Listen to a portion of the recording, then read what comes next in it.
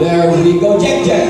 There we go, ladies and gentlemen, and ladies and gentlemen, that is our Brahmini kite, previously known as the red-backed sea eagle. Now, these animals are the direct descendants of the velociraptors we see in the movie Jurassic Park po. They are what we call as raptors, and they are birds of prey.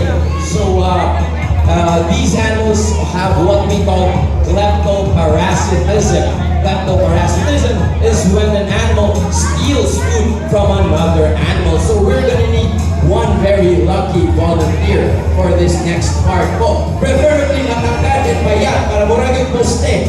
Isa man. Preferably nakangkad at payat para murag poste. Joy! Who wants it? With perfect payat, murag yung poste. So sir, Joy! the bleachers now po, and let's have Kuya Siren assist you with this next part po.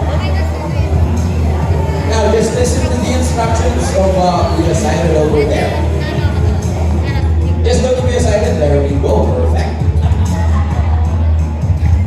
Alright, so again ladies and gentlemen, Brahmini kites practice what we call kleptoparasitism. Kleptoparasitism is when an animal steals food from another animal. So as a way of showing that, let's say Kuya over there has his food, and let's see how Jack Jack steals it from him. Okay, so Jack Jack, Kuya Jimar, ready? Perfect. So Jack Jack, fly. Steady lang, sir. There we go. Very poste up. Perfect. Alright. Jack Jack. And there we go, ladies and gentlemen. That is Jack Jack stealing the food from Kuya over there. Thank you so much. Kuya cited as well. And as you can see, folks, they need their protections on their hands as raptors have very long and sharp talons. Jack Jack. Go back to Kuya Jimar. Jack Jack. Jack Jack.